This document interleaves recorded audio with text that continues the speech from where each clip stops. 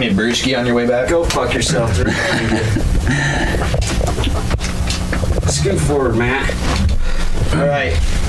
So we're gonna get going. I'm gonna put these here. I don't know what episode yet. I'll do an intro later, but this is that other podcast. It's the only one for me. Is it? It could be the Narrow Thought Box. It might. It'll soon be the other, or it'll be whatever you decide. I'm just on board. Yeah. So do you want to hear the backstory of the podcast? There's not really much of a backstory. Please. It's so Dirty Deeds Productions is a podcast network that I'm starting with my buddy, and so we've got 89 podcasts right now. Oh, nice. So we got a podcast about LED lights. I know you're really into those. Wow. You saved that up. You're saving all the hardcore bait for when we really went red. Yeah. What does LED I didn't know how stand for? Liquid light emitting diode. Is it okay? It's a little diode on a circuit board. So I got Don't quote me on that. No, it sounds good. Yeah. So I could pull it off with 80% of people. Isn't this room fucking cool as shit? Yeah, that's awesome. Yeah. So I got Matt and Ryan. And Ryan's actually why I came over here. I haven't seen this guy in what, 9 years? Saying 9 years, 10 years? You mean how long I've been homeless, or homeless? Yeah, he's been running from the debts. No. So I here's how I figure out the math. It's kind of roundabout and ridiculous, but that's better than not remembering. So I bought a new vehicle. I bought a truck during the time we were finishing up your sessions, and this was after we've been working on it for quite some time. And so I bought a 2009 Ford new, which means I bought it at the very end of 2008. Beautiful creatures, though. And so it was the during, and I'm not endorsed by Ford yet, but no, hey, let me. Anyway, so it was 2008. Ford's one of our sponsors. Great, I love. I've driven a Ford for.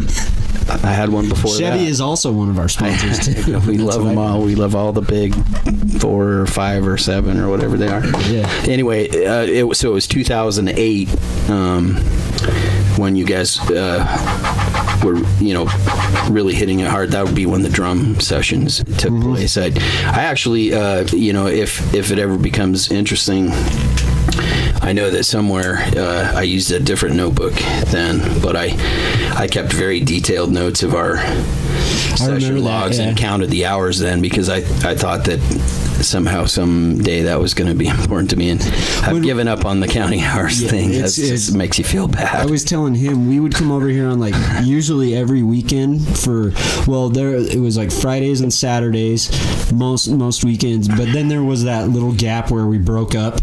The band broke up for a minute, but we would spend on a Friday we would spend maybe 6 hours over here on a Friday night, and Saturday sometimes 6 to. I even slept on your couch in there in the jam room. And was that during?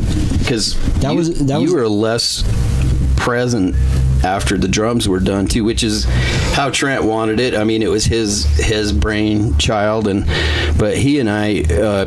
Like I said, it'd be kind of fun to pull out the logbooks without. Do you know what actually too far into it? But insane amount of hours that we hung out several nights a week. Yeah, he was over here constantly. I guess we did hit some. I was just learning how to mix then, and quite honestly, I didn't do a very great job of that. Really, I couldn't tell. I definitely it turned out good. Put in my time. You didn't have your solo stuff going on when the band was broken up or anything? Me solo stuff? No. Do you know any of the backstory there? Why it kind of went in the shitter? I know that at the time I was at least somewhat privy, because I'm sure that I heard plenty of people's opinions and venting and whatnot about it, but I don't recall there was a disagreement. It wasn't it wasn't I'll tell you. fun, was it? No, I'll tell you, it was, so we booked this thing, there were supposed to be 3,000 people there, was maybe like 20, at least at the venue. It was supposed to be this big, like, outdoor festival rave thing in, somewhere in southern Utah. And I remember, that was during the time that it was supposed to be we huge. were recording, and I remember when that... There was nobody there, and so I wasn't there either. I got boozy as all hell, and Trent got pissed. My plan was shit. Do you remember the story? But you know what? now? You know what he did? He hucked some of my drums off the stage. that was it for like 6 months. But we made up and got the record done. Yeah. And so, but I do remember now being told that by him, and I never got to hear your side of the story. yeah, it's pretty much. Do you still have those drums? I do. It's the same kid I play now. It's your main kid. Well, I mean, the So stage was about 6 inches got off the some ground, nice, so and it was on. you were out in the desert, though, right? Yeah, it just rolled into some field. Utah red rock dust on there. Yeah, it wasn't really much. But, that That was increases the value of snares, I hear. Not toms in particular, No, but just snares. snares. Yeah. So I wish you could find that notebook, because we did. I think I know where it is, and until a short time ago, I'm continually rearranging things. It's an OCD thing. I think Until a short time ago, it was right behind me, but I... Another movie named The Notebook. Yeah, it's the bro version. bro book. But I actually do think that if you want, I could slip off camera, and I think I took it up to my upstairs Yeah, no, it's not a big deal. We'll definitely. I'm going to put that in my new notebook to find the old notebook. If I had to make a guess, I would say that it was about 6 months, maybe, of at least one, if not all three of us here. Probably 20 hours a week between the three of us. I'm not. Come on, go get your I don't dare to say without rereading my notes, because I know that I had a pretty good handle on, this is how long it takes. I mean, and I think I was using a rule of thumb there where I didn't start to feel bad about productivity if we had, on average of 10 hours on one song. So that puts it in the ballpark for me. So it was a 15-song thing. So I'm going to say all said. And when we sent out the mastering, not the mixing, unfortunately, but at least I got to hold my chops a little on that. But so I'm going to say 200 hours maybe total. That's a lot of work, man. The cool thing about it, what made it a lot easier, is that we all got along really well. We just basically come over and kick back beers and just jam, and you did all the work. But those days are over too.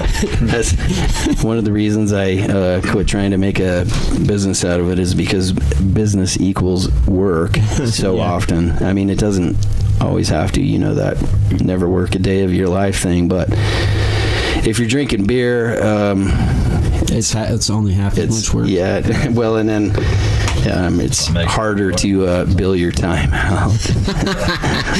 How did you and Trent link up? Because he's the one that found you, right? There is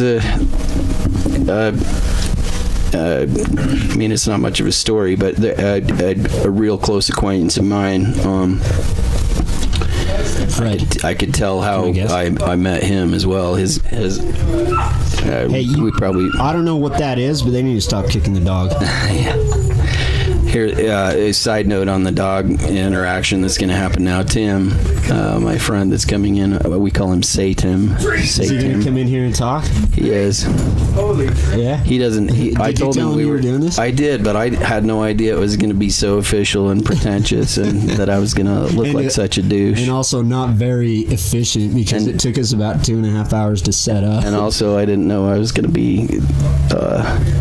Antisocial when they got here. I did think we'd be through by now, but nonetheless, I would like to. Can we just tear everything down real quick? No, I'd like to continue. Those guys are cool. I just met the I don't like him. the other guy. He's I don't an like him. excellent drummer. Well, yeah, that's why I don't like him. I So- can tell there's already a beef because we're both drummers.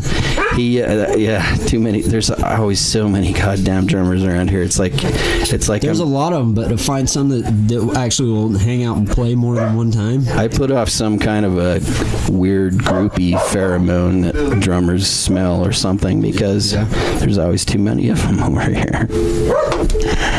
So, we were talking about how I met Trent or got hooked up for that project. Yeah. Sorry, just get used to this. I derail stuff. Oh, I constantly. could have been me easily, but more likely it was just my friends coming in and the By dog the way, what commotion. he's pointing at is one of the sickest jam rooms on on the planet. The dogs. I'll film some of that and I'll put it on this video too.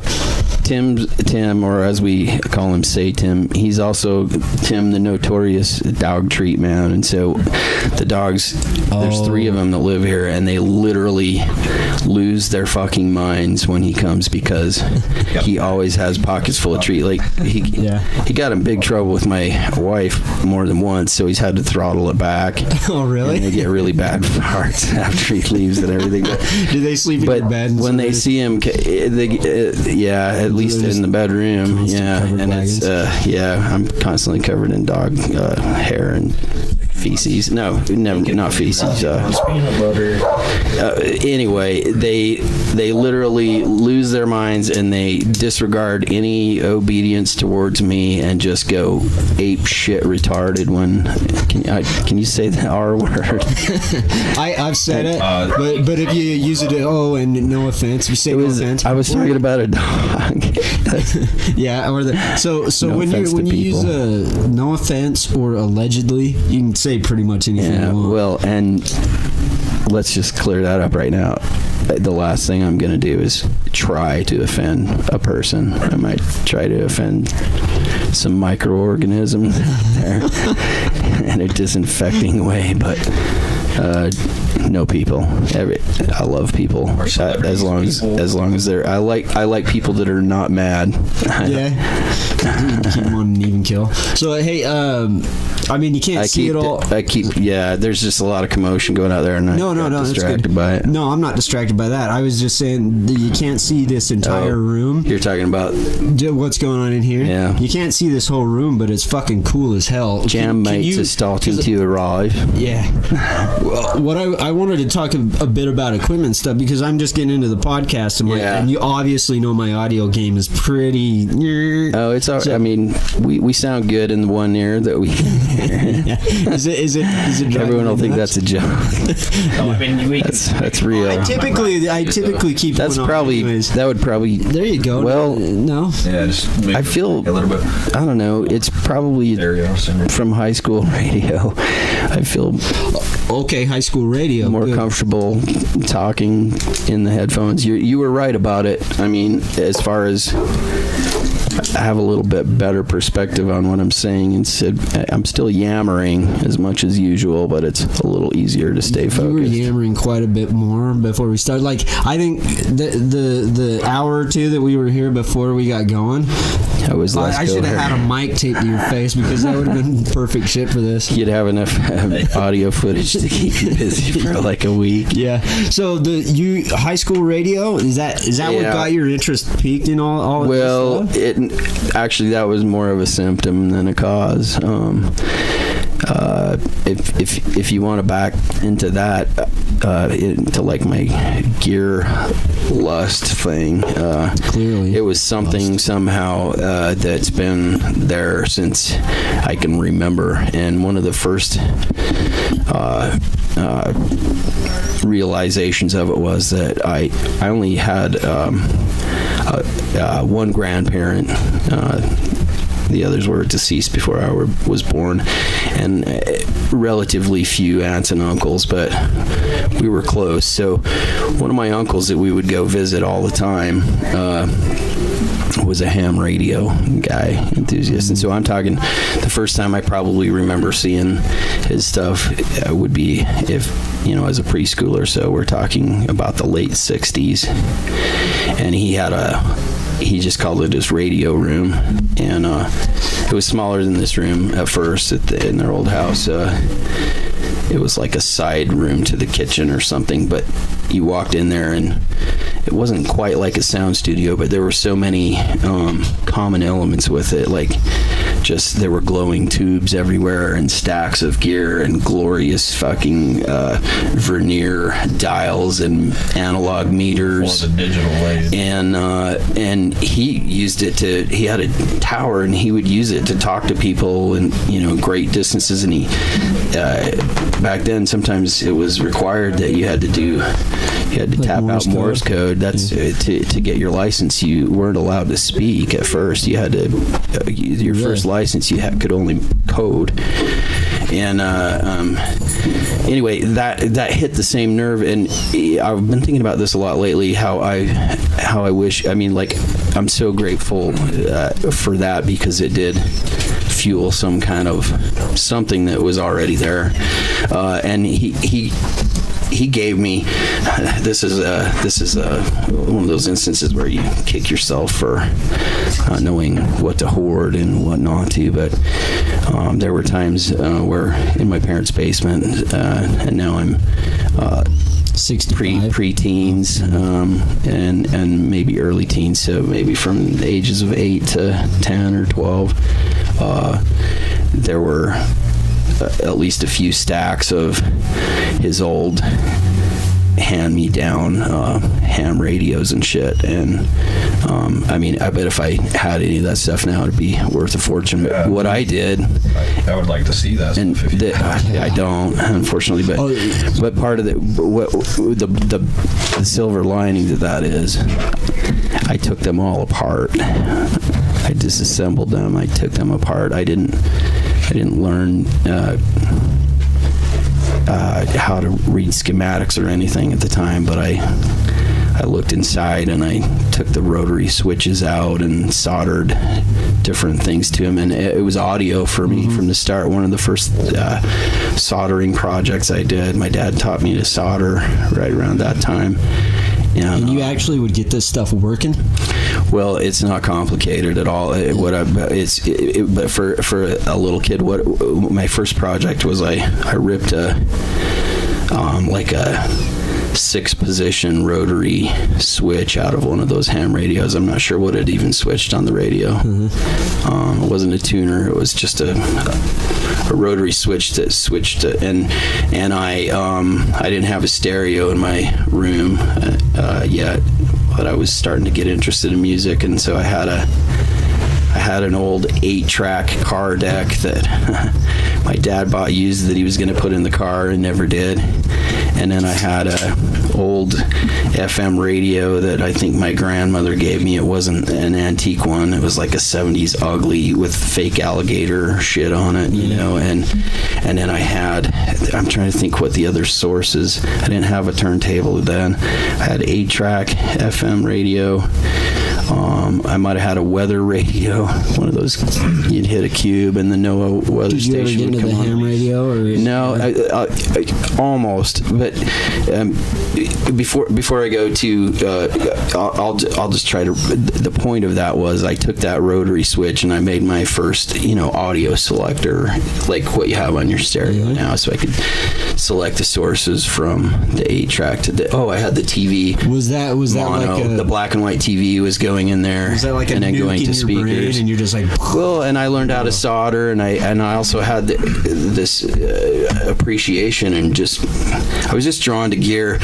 As much the racks of everything. Like I see studios and meld. I want to say how positive it was that I had that uncle because of what I did learn, but I've been thinking lately, what if my uncle had been an audio sound engineer with a studio? Oh my God, my mind would have exploded. Yeah. So somehow it triggered the same things, and racks of gear have always just given me adrenaline. And another thing about growing up and kind of sacrificing to be able to look at that stuff, I never really got to visit music studios or anything. I never did either, and I think I had that Didn't little make bit of friends with fascination. anyone. But when I was a paper boy, I found out about somehow from a newsstand when our family was on vacation. I was browsing a newsstand and saw Mix magazine. Or Did you someone even told me know about that it. there was anything like that shit that even existed? Well, up to that I point? had seen things like the Full Sail ads in Rolling Stone because I had a Rolling Stone subscription from the time I was a preteen as well, and I'll get hand-me-downs of the issues. I have I have a stack. There's Someone a lot of gave shit me you some. gotta show me. Someone left to me in their will a stack of the old 1970s Rolling Stone Oh, nice. newspaper ones, and I threw a lot of them away. Some got Dick. water damaged, You fucking but I dick. have some pretty choice ones. So I saw the Full Sail. You know what I mean by Full Sail? It's like a recording school that still exists, and saw pictures there of was that boards. one. And I almost went to one it was in Hollywood, I think, but it was more like MI or something. California. I always forget there's one in Florida, but yeah, no, I know what you're talking about. It also actually could have been a sidebar ad in Rolling Stone that said, "Hey, send in for a free issue of Mix magazine with no commitment, and if you like it, we'll charge $15.99 for a year." Right? And I did. I subscribed to it, and the math. Then, I mean, I figure I probably made $50 or $60 a month from my paper route. So my 1 year subscription So this is is like 2 weeks salary or a week, or a week's salary. I spent a week's salary on a subscription to this magazine just so I could look at the pictures of the insides of studios. Yeah. So that's the end of that story. But I don't know how somehow that was genetically implanted into me, this just love for equipment. I mean, knobs are great. I like digital stuff and computers too. I've been a computer geek since I could get my hands on one. Mm-hmm. Built my own systems and things. So things like that bore me a little. Now I don't really want to put together my own PC. It's a pain in the ass. I could do it if I had to, but it's easier to let someone else waste their time fighting driver conflicts and so forth. Although that happens a lot less now too. Yeah. So Computers, though, like, kind of made the equipment less important, though? Or Yeah, oh, for sure. It's you can do a lot of stuff just I actually- it's a now, right? blessing and a curse. I mean, it for everybody, and I don't want to be one of those guys that would say, oh well, for those of us that know how to, this is not a pretentious thing. I'm saying it does that for me too. It enables me to do in this room what those multi-million-dollar studios were doing in those magazines from back in the day. that's what you find nowadays, and you can actually get a good production It's out of your incredible. basement. And if it's a lot harder to get some of the like advertising and all that out there, but Yeah. you can at least make the product and get something you're proud of. The product even can be the media part is less and less of a challenge, but that's one of the conundrums and one of the reasons why the music industry and now film and whatnot is just ridiculously saturated, is because everyone can make film. It's like thinking. Well, I mean, we can all do it. Yeah. So some people use that as a springboard to do cool things, and other people just shit out media. That's why I made the joke at the beginning when I said I had 85 podcasts, because there's 85 million podcasts, and I just threw Exactly. 4 more into the bucket. Hopefully. Well, and I've started to embrace that though too, because for a long time, I know you can relate to even from 10 years ago when we were recording, make a record and somehow rise above the noise and make money for people listening to my music, or even if I don't make money or pay the bills, just have people listen to my music. Well, that part of it is disappointing now, in that things are saturated and you can't rise above the noise. But what I think is really cool about stuff like this is that we literally have an unlimited digital scrapbook to blog our lives as we see fit, and I could give a shit if anyone is even listening to. Sorry, I mean, I hope you get more subscribers, but somehow I don't think we have to. That's going to happen because of me. But if somebody really is listening to what I'm saying right now, hey, bonus. The cool thing is, I have a permanent, pretty cool record of this conversation for myself, and it'll go online and it'll be accessible infinitely. Honestly, not only that. It's just for fun. It's not a right.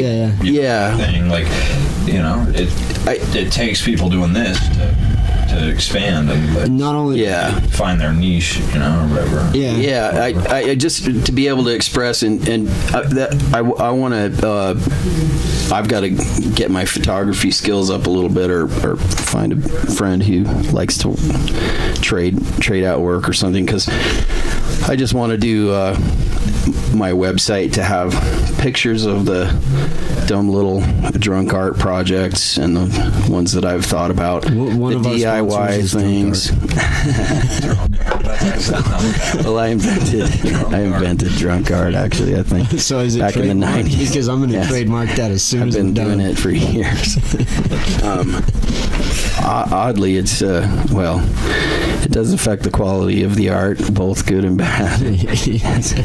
So anyway, just to have an online, infinitely accessible digital scrapbook of all of my things. I want to do a blog of all my DIY projects around the house, just simply because I want them recorded. I don't give a shit if anybody. And you know what else is cool? If somebody searches and finds on YouTube, because I searched all over and didn't find anything as cool for my perspective about what I wanted to do with my kitchen lights. And so if I could put up I didn't document it very well, but if I could have put up a maker thing or whatever the fuck for that, then I'd be thrilled if it helped one person. But if it didn't, that'd be fine too. Think about how much more thorough history books are going to be in like 200 years. They're going to get it right. Like, to a fault, though. Imagine if you could look at your grandfather's Facebook profile when he was a teenager. Yeah, but the point is that how there will be access to horribly embarrassing that would be. Yeah. Whereas our history is like really limited. Yeah, I mean, everything we do is recorded. The older I get, the more I start finding out that the shit I learned in school is like, oh, that's not actually how it happened.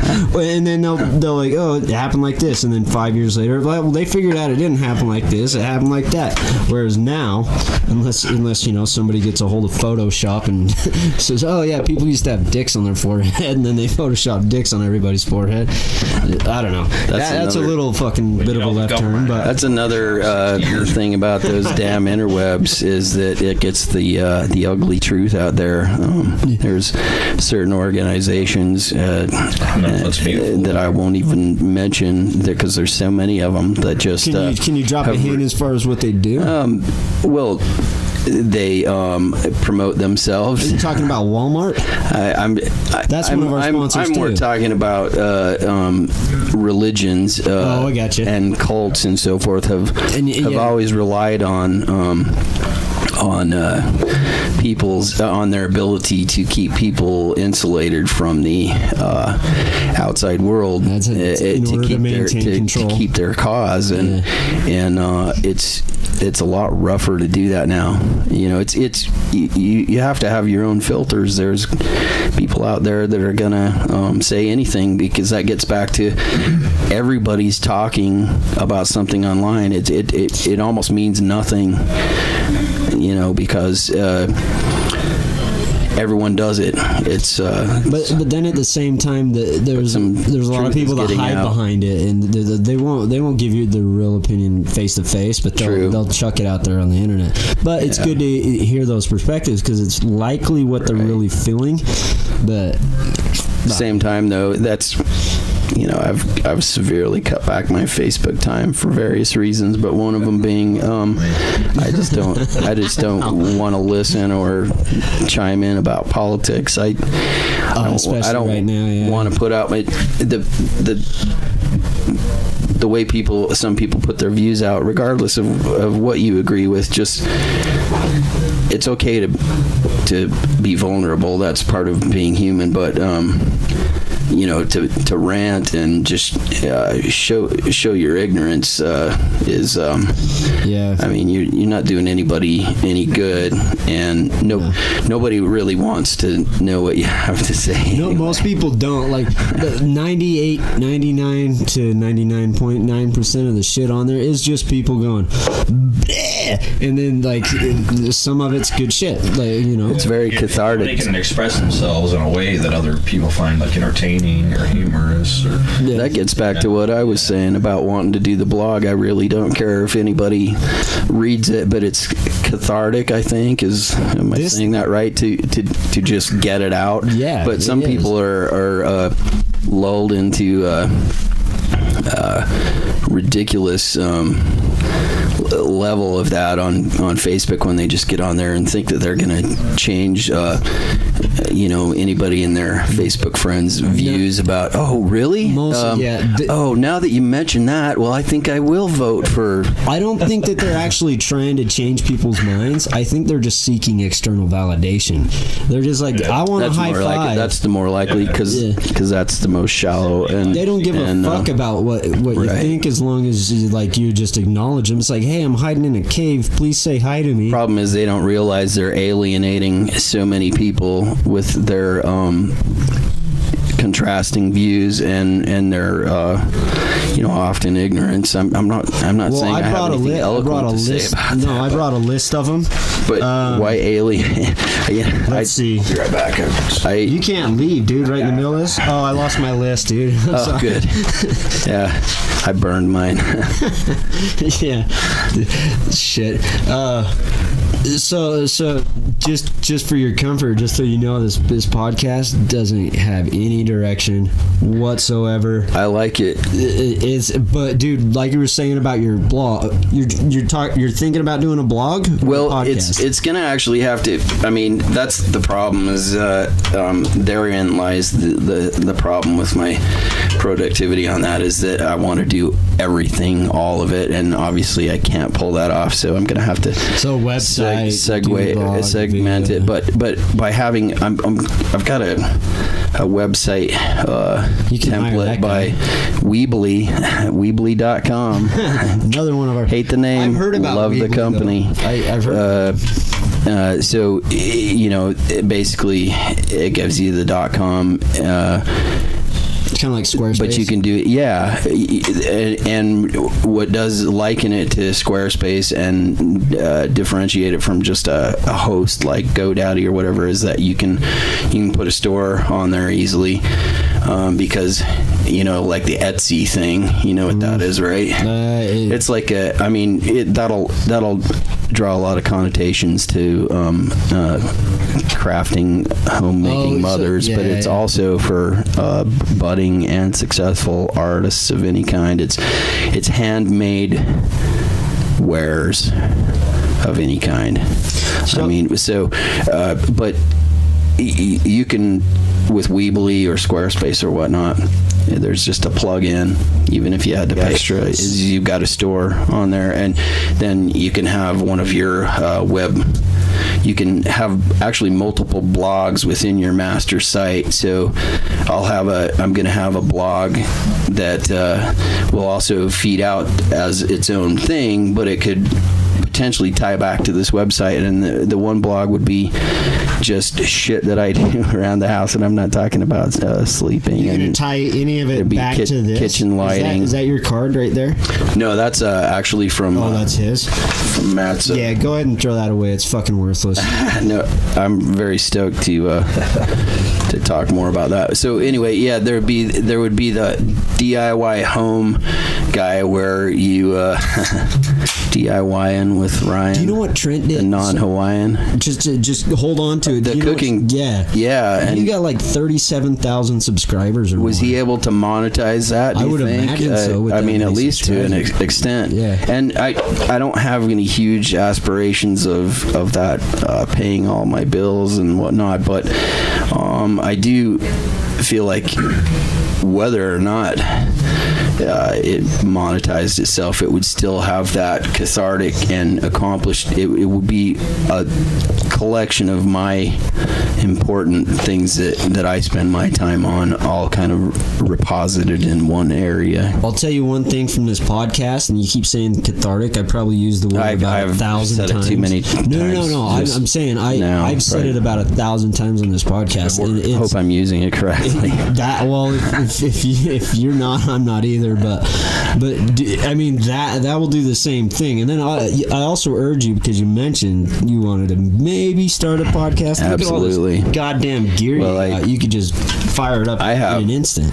extra gear laying around to the point where I could just put a mobile rig together without buying anything, well, except a headphone splitter. that's all it. Yeah, he has the worst headphone splitter. On my podcast, you'll be able to hear in both ears. Fuck off. Anyway, but yeah, or multiple locations throughout the house, which that gets kind of weird too, because then you start thinking, well, really, do I need to stroke my own ego so much that I need to be filming myself 24 hours a day? I'm gonna have a sleep blog. It's dude. Yeah, I think you're I'll the get type CPAP sponsors and mattress shit and snoring You seem appliances like going. You seem like the type of dude that would take it to that level. Well, that's what scares me. That would be just ridiculous. Snowball is a big fucking hill, and a little snowball just. Honestly, for me, it'd be. I would like to keep it as more of a creative outlet, because I feel like I'm bursting with almost just impulsive mania to create things, and they're not always quite the same. What's driving it? Insanity, probably. Pharmaceuticals. I don't. That's some that are designed to thwart it may actually be aggravating it. Who knows?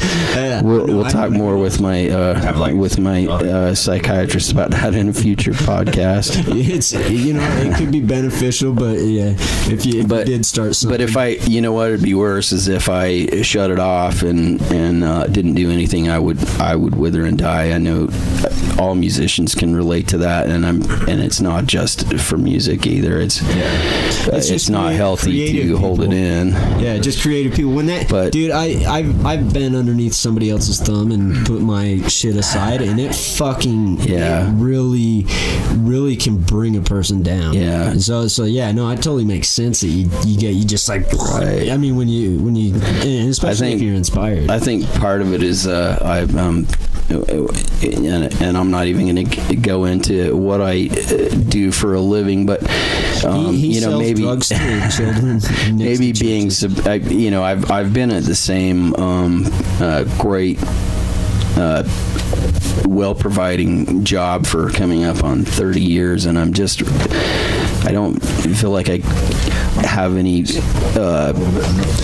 outlet for my creative energy, and so it does get kind of bottled up, and it comes in bursts. You do, like in here, like looking around, it looks like at my work. You mean? Oh, at your work. No, that's what I'm saying. I think that pinches me off, and then I just got to explode when I get in the man cave. Yeah. Sexual metaphor at your own risk. When I use those types of euphemisms, I like to say figuratively and literally. I see. Well, you can actually just cut that part out if you. No, there's no editing, man. I don't know how to do it. I'm not good enough at this yet. I don't know what the fuck I'm doing. I'll be your editor. Okay. Yeah, perfect. You're hired. It'll be a lot more fun to edit my own voice. Oh, that's really not true. It's just that gets to an interesting point that I found about the trying to run the music studio, and being torn between, at first being just insanely frustrated that I couldn't make an income stream out of it, for a lot of different reasons. One being what we talked about, where everybody, not only does everybody have the ability to record something now, but everybody with a Mac thinks that they can record drums too now, which and a lot of great shit happens, but so that takes some of the monetary value out of it. Well, but also, you couldn't have 6 bands in here at the same time. Well, like how would you make money, especially at a low level? The other thing is, it's just so, this is a selfish part, but it's got to be true for a lot of people. It's a lot more interesting to paint your own painting. I mean, what if Out of here, Matt. What if you were hired as a painter, but your job was to recreate Bob Ross's paintings all day long for Kmart or something? Okay. So you'd be a lot more interested and focused in it if it was your own material. Especially with music, I find, I get frustrated that, the best music that's come out of the studio didn't come from me, but is that because you were focused on the other one? No, it's because the level of talent far exceeded my own. Oh, but disappointing. Are you talking about my talent specifically? Because it's better now. But in a long ass way, I was just trying to say it's a lot more interesting and engaging and rewarding to work on something that you're involved in, instead of just recording someone else's music that you didn't even perform on all day or write or anything like that. Every time I see somebody else playing, I just want to play. That's part of the reason why I only take very limited, very exclusive projects here, because it's not $80,000. No, it's not for money, because it's not about the money. It's whether we enjoy doing it together as a collaborative. And then each time you take something away from that, you need to add some sort of a something to fill up the hole. But money isn't. I think ultimately the best arrangement would be just to trade time for time and collaboration for collaboration with people. I've thought about this. There wouldn't even. Think about utopian shit where there's no currency anymore. And I'm not talking about socialist where everybody does everything. I'm just talking about, I do your audio editing for your podcast. You let me be on your podcast. You let me throw videos on one of your channels. I don't know what what I mean. Just like co-involvement, collaboration instead of exchanging money. That's a lot of kind of some of my angles as far as when I'm starting this. I'm trying to find some of my friends that are entrepreneurs and stuff, and a little bit of cross promotion. But then I also thought about this since I'm in a band, Hooga. Which I haven't heard your music, by the way. I know it's kind of like a heavy metal thing, thrash kind of thing. It's a little. So that's some of the older stuff. You get to get your blast beats on all day on that shit, right? I don't really know how to blast beat very well, but no, it's not like that. I'll show you some. Yeah, I'll show you a little video. I want to check that out. But what I was thinking about doing, because when I got into this podcast thing, I got so fucking pumped up about it. I was like, I can do a podcast about bottles. I can do a podcast about lids. I can do, Right. So I've got this idea, and I've mentioned it to the fellers, but I bring in other local bands. Yeah. And then we do a podcast, and then we do a collaboration at the end. That was the kind of thing that I was talking about with Kyle, and just kind of through him to through him. There's so many Kyles in my life, actually. It can be really confusing, but the reggae band he's in, Tribe of I, great reggae band, Salt Lake City. their front man, his name is Drew. He was interested in talking and doing about podcasts, and he and I never sat down and had a discussion about that. But that was the same idea. It was like would bring some people together, talk about what they do, and then and that's nothing new. People are doing that right now everywhere. That doesn't make it a bad thing though, or uninteresting. Again, if it's interesting to us, then it was worth it. Yeah, and you can share ideas. I mean, and then people get a better perspective. Like if you're actually authentic, when you're doing it, right? And people get a better sense of who you are. That's what I like about podcasting the most, is that you kind of feel like you're either a part of something or that you've gained another confidant, or some of that sense. You know what I mean? Here's something I like about this dynamic. This is my first podcast, by the way, and it's my 90th. As if you couldn't tell, yeah. But I'm super vain, so it works out really well. I can talk about myself all day long. Don't worry, I'll give you the footage afterwards, and you can just sit and watch it with the volume down. Yeah. Anyway. Oh God, no! I didn't just lose my thought on that.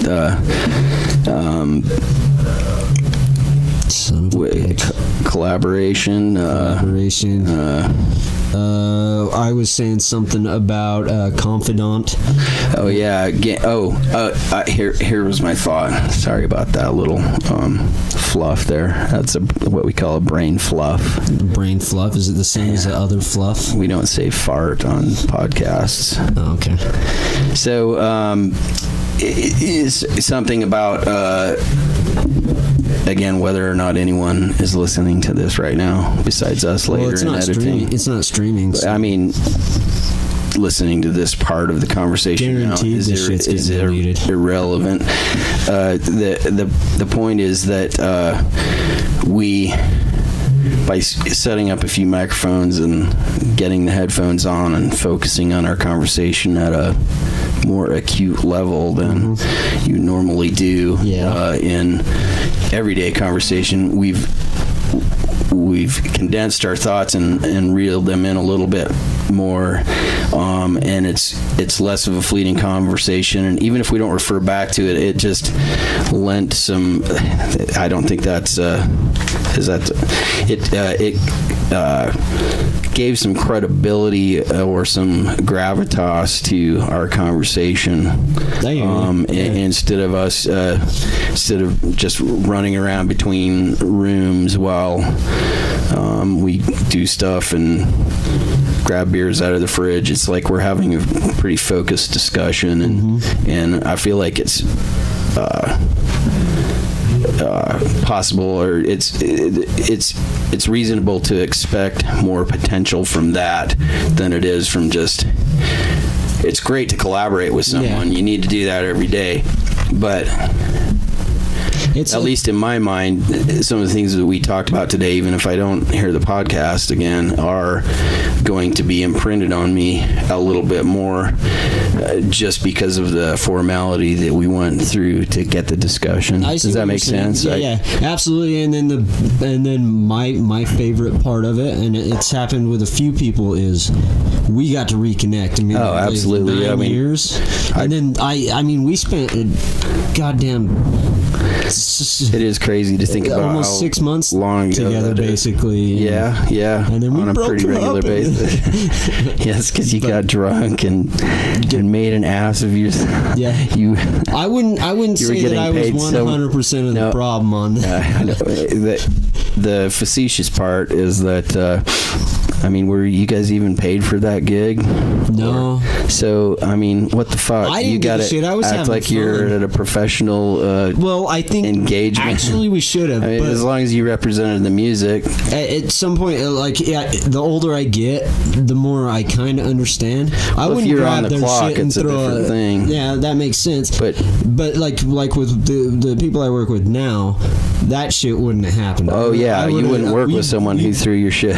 Well, no. No, at least not that again. in particular, I wouldn't have represented the band so poorly. Yeah, Even if it wasn't paid. because we've done that's shows fair. for two, 3, 4, I mean, 5, it's a 12 personal people. pride Yeah, issue at a point. But when you're young and dumb, you're just like, wee. But That's all I was doing. There's also a real ugly side to that, where I've had a friend tell me that he had a pretty good band together. It was a 3-piece, and they played really well, and they wrote some songs and stuff. And then they said, "Well, Guns and we need Roses. money, and we need a source of income, and we need to use our skills. So let's get some jazz club gigs." And we'll make a few $100 at least to help us pay rent. Okay, cool. Well, one of the people in the band was a social drinker and therapeutic medicine user. I mean, What do you mean by therapeutic? not medicine even to user? excess, but what I'm saying is, it's one thing to not get shit-faced drunk and fall over your drums or fall off the stage, but if someone in your band comes to you and says, "Oh, you can't have a beer on break because we're working," that's a deal killer too. Yeah. I mean, there's a potential for some medium ground there. Because OSHA is OSHA regulated. Yeah, exactly. I'm not going to climb any. I'll tie off if I'm above 6 feet. So that's the tie off.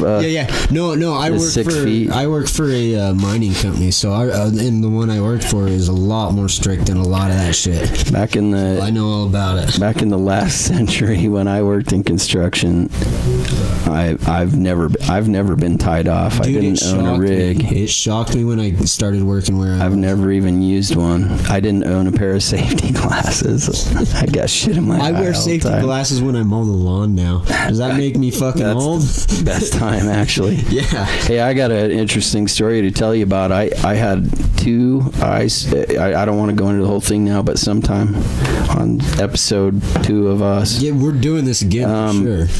I had 2 eye surgeries in 2016. 3 if you count the second one that there was 2 surgeons there. Well, for what? Detached retina. How the fuck did that happen? Luck.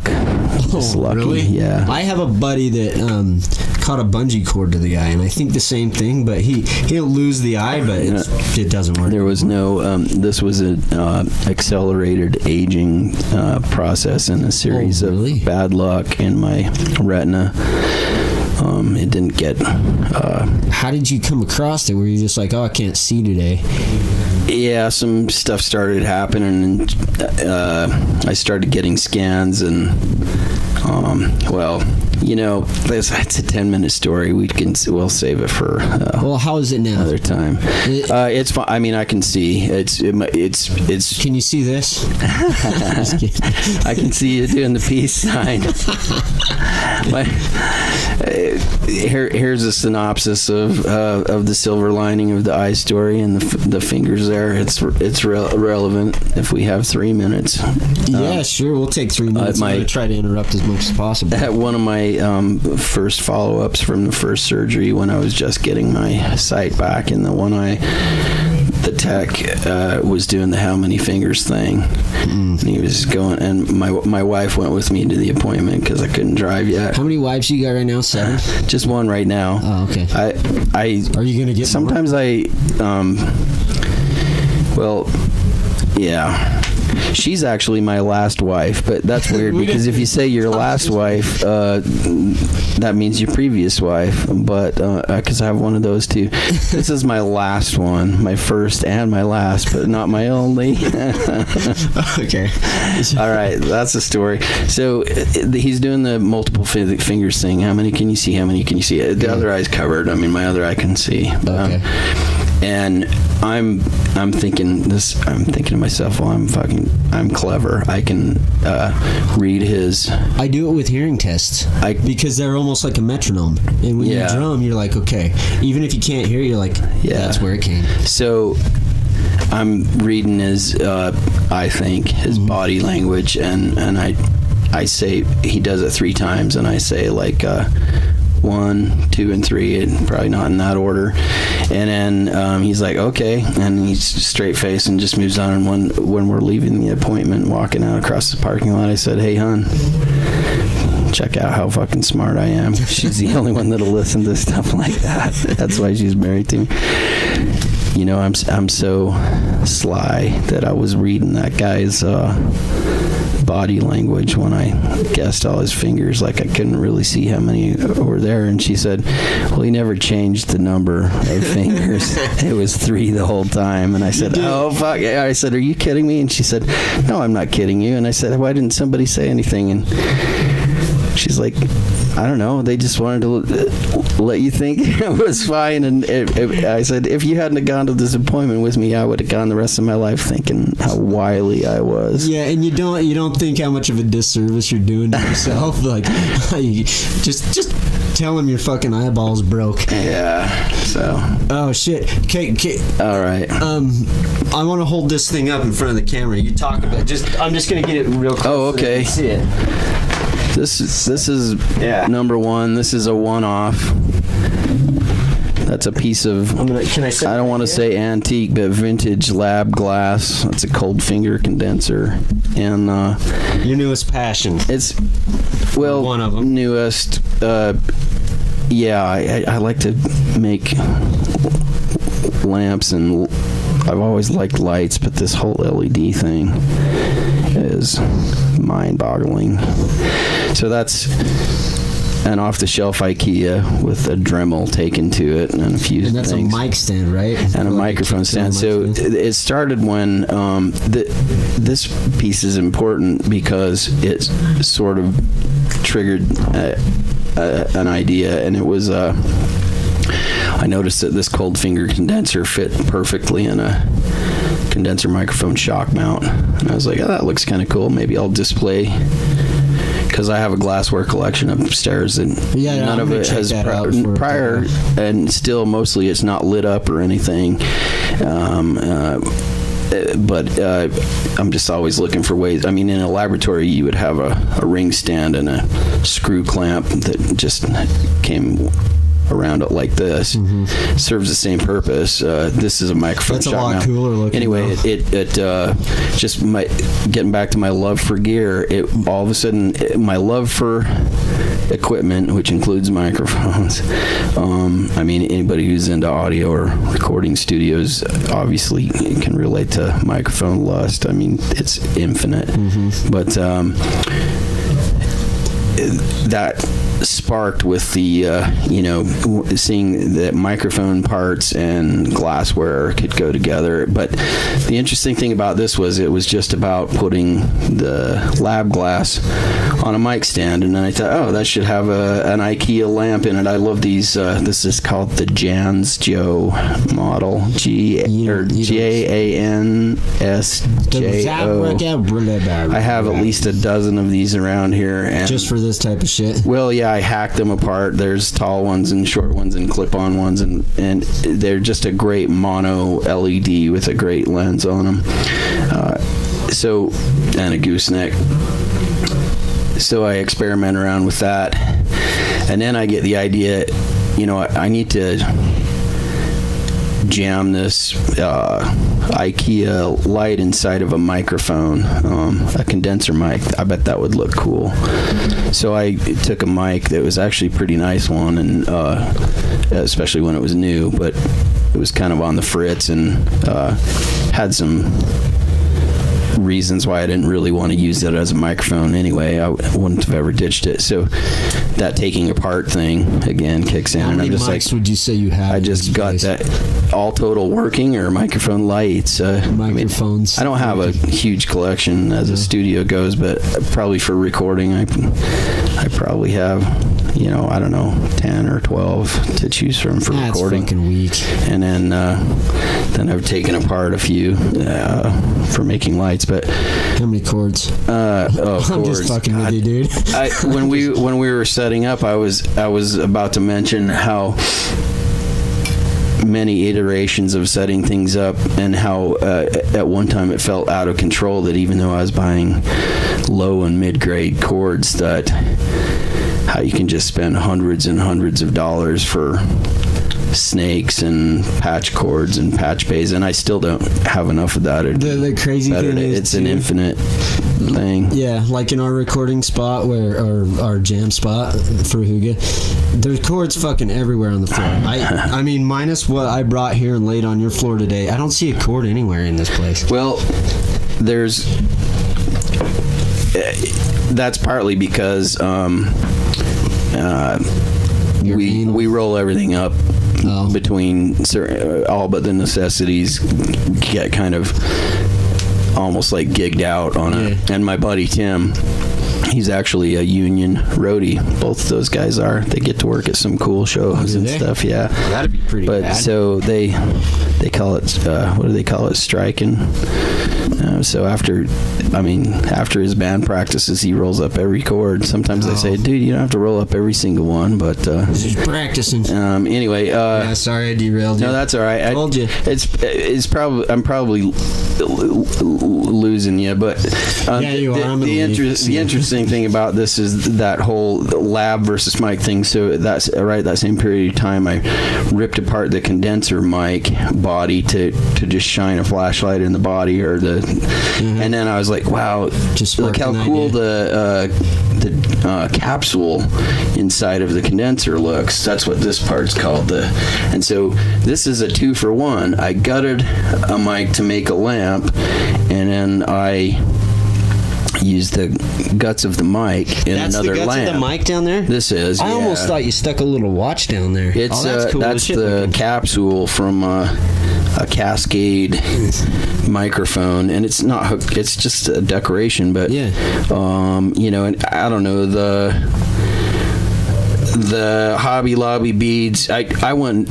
That's almost an infinite mind boggle. I tried water in it, and because the lab thing, I always think, oh, it's gonna have water in it or some kind of liquid. Jesus Christ, man! How much time do you have in a day? And I tried different kind of things. Well, this really only happens on late nights and weekends, but when I get going, I do it for hours at a time, and I try different things. That's one reason I want to pursue photography a little bit better. The phone enables it, so I do have a lot of photos, but what's fun is to see the evolution of something like that. There were 4 or 5 tries of different colors of glass and various levels of liquids and things, and then it's nothing's going to be perfect. You eventually move on, but there is an idea on a lot of this stuff that I would settle on a design that could then be sold for a very nice price on Etsy or whatever. I was going to ask you if you planned on reproducing this. This one is not for sale because I don't have a source of cold finger condensers like this. But I know why it's not for sale. I'm not going to tell you, but it's one of a kind. Stick that in his pocket when we. But the whole thing is just developing the expression, and then with some of my the others, like that one's an antique. That's an antique microphone though, and it's again a one of a kind. That's a microphone from the early 50s. Oh, this one's shooting down? Yeah. What's that hanging over there? That is a vintage piece of lab glass. That's called a Soxhlet extractor. It in a laboratory it would be set up different. It reflects as liquid. I only have at the place I work. Walmart, there's probably two or three of that large size. That was the best one. There's like 2 more, so I could possibly make 2 more of those. If you were to go online and buy one of those new made, it would be, I don't know. I mean, you could buy them several hundred. If it'd be a couple $1,000s just for the glassware, though. And then that drives the cost of a lamp way up. If somebody wants to pay me $5,000 for one, I'll go out and get them a. If I had any kind of following, I would bet you that you'd get some orders too. But I mean, because that shit is awesome. I mean, I know the camera's not doing it justice, but it is. Yeah, that's another thing I've realized, especially the iPhone. That's why I've got to learn how to do some manual photography, because photographing lamps is challenge in its own, even for a decent photographer. There's another thing to learn, right? Right. I'd really actually like to contract that out. All of you aspiring photographers who want to work for like trade. I said, there's one subscriber, and it's me. Oh yeah. So well, me too. So, but summing that up, so a lot of these are one-offs and super kind of endearing to me, but I'm also working on and obviously if you were going to scale the business model up, you would have your own materials mega source, but like I don't even want to scale that up though. I don't want to be on that level of the business. It's not a mass production, it's an art piece is what I'm thinking. And so, rolled into the cost of it would be a few $100s in materials, and then I buy a new microphone boom stand and a new microphone of whatever choice you want to pay to have me rip the guts out of it. It's kind of cool that you and then stick a light in it. And I've got some that are made on boom stands, and then there's a way to scale it back away from the audiophile thing too, where I've taken just Edison bulbs and put them in these shock mounts on a boom stand. I'll have to show you one upstairs, and those are super. I think those are going to be the Etsy items, because materials on those are very accessible. But they look cool. They're unique. They've got an art flavor to them. It's not pure audio, and it's not pure Edison vintage. It's just kind of. So you basically stumbled across. Did you have that like floating around in the back of your head, or did you just stumble across mixing the two passions? When I'm screwing around in my with workshop, not in particular, but I'm always looking for ways to put things together in more ways than one. But when this really opened up for me, it was when I went out and spent a ridiculous, like one of the first times when I started embracing this. It's only been a little over a year ago. I went to Lowe's and went down the light bulb aisle, and I spent like $100 on light bulbs just to try different sizes and kinds. But that's when it really opened up, is when I started getting a bunch of stuff that I could put out. It's like Legos. Okay. I sort of lay it out in front of me, and I'm never under a timeline because I haven't been commissioned for a piece yet. Once I sold one, but just now it's a collector thing too. Like I know that sometime I'm going to do something with this, and then something else that will come along. Okay. People give me their old radio tubes and stuff, and still, I wish, God damn, how I wish I had my uncle's old ham radios.